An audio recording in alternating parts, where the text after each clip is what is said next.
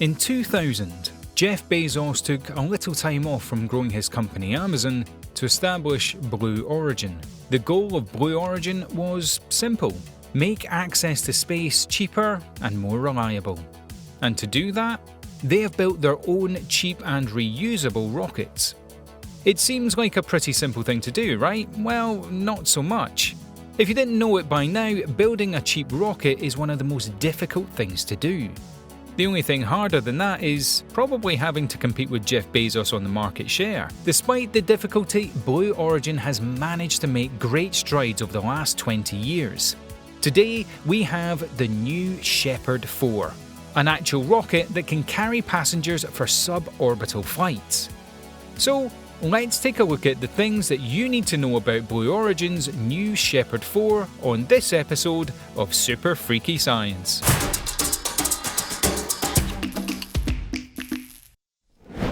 But how did Blue Origin get here?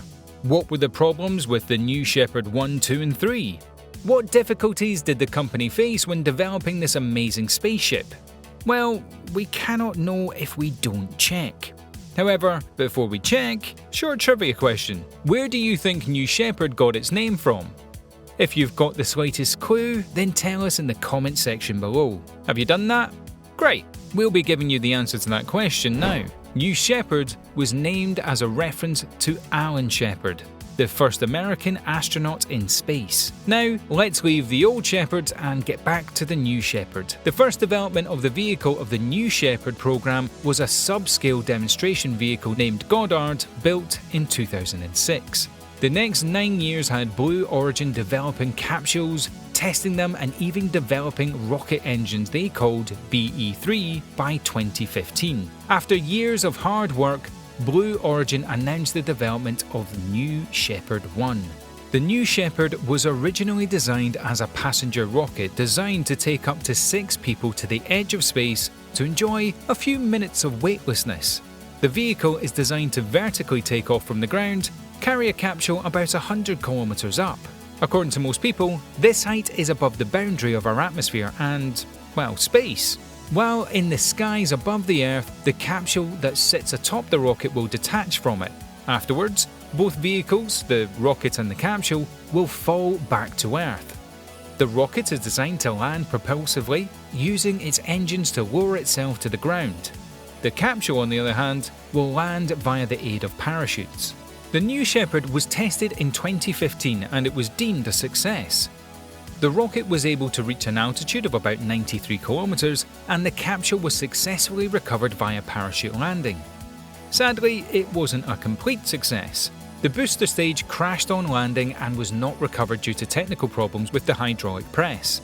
So it was some good news and some bad news for Blue Origin. But Jeff wasn't going to stop there. New Shepard was proof of concept. The rocket design could work. All that was needed was more careful handling of the booster. And onto the New Shepard 2 they went. New Shepard 2 was extremely successful, so successful that it made 5 successful flights between 2015 and 2016. In its first flight, the capsule and the booster stage were recovered and the rocket was able to perform a powered vertical landing. The landing was the first time the rocket landed vertically on Earth after travelling higher than 10,300 feet. Just 2 months after the first flight, Blue Origin used the same vehicle to repeat the same feat. This flight showed that the New Shepard rocket could be prepared to be used again after 60 days, which is like an hour in rocket development. Of course, Blue Origin would want a turnaround of fewer than 61 days, but for the first time, it was a pretty good result. The rocket was tested 3 more times, and 3 more times it flew successfully. On the last test, Blue Origin decided to take the New Shepard 2 to its absolute limits. Bezos was quoted as saying that the rocket could never survive intact, and if it did, it would be retired and put in a museum. Despite such gloomy prophecies, the rocket survived. And true to Bezos' word, it was retired. However, it wasn't put in a museum. But Blue Origin wasn't done with tests yet. A lot of things still needed to be fixed and worked on. For example, It would do for the turnaround time of rocket usage to be lower than 61 days. It also needed better thermal protection. By 2017, New Shepard 3 was shipped to the launch site and tests on it began. Before the test began, Blue Origin made it clear that the rocket was never going to be a crewed rocket. It was built for carrying cargo, and that was all it was ever going to do. New Shepard 3 eventually went through 7 flight tests, passing all of them in flying colours. At this point, Blue Origin knew that their rocket worked. It worked better than most rockets on the market. But they still didn't know how humans would fare on the rocket. We mean, they certainly could guess, but without a test flight, there's no way to know for sure. And to test human cargo, they built New Shepard 4, the newest of the New Shepard rockets. The rocket was built in 2018 and is expected to take to the skies later this year. It's easy to think that the New Shepard is where the Shepard series stops. After all, this is the one that will be used to transport human cargo.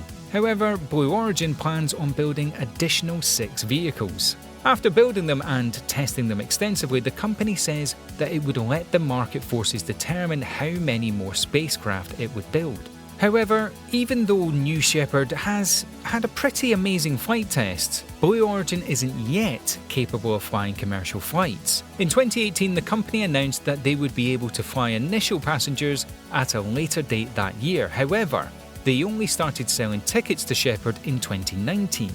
It has been a year now, and Blue Origin is yet to put anyone in a rocket and fly them. The obvious answer is why? The company has proved that its rockets work, and they have a minimum level of safety. At this point, it should already have human cargo. However, Blue Origin CEO Bob Smith says that Blue Origin was just trying to pump its brakes. They want to go over all their systems again and make sure they've got everything right. We don't especially see the need for this. We appreciate the sentiment. Rocket science is a very precise kind of science, and absolutely everything must be gotten right because lives are going to depend on it at some point. We must remember that the New Shepard rockets are suborbital vehicles, not orbital ones. Blue Origin is still developing other vehicles for orbital phase of its projects, and one of those vehicles is New Glenn, an extremely powerful rocket. It looks like we're at the dawn of a very exciting decade for space.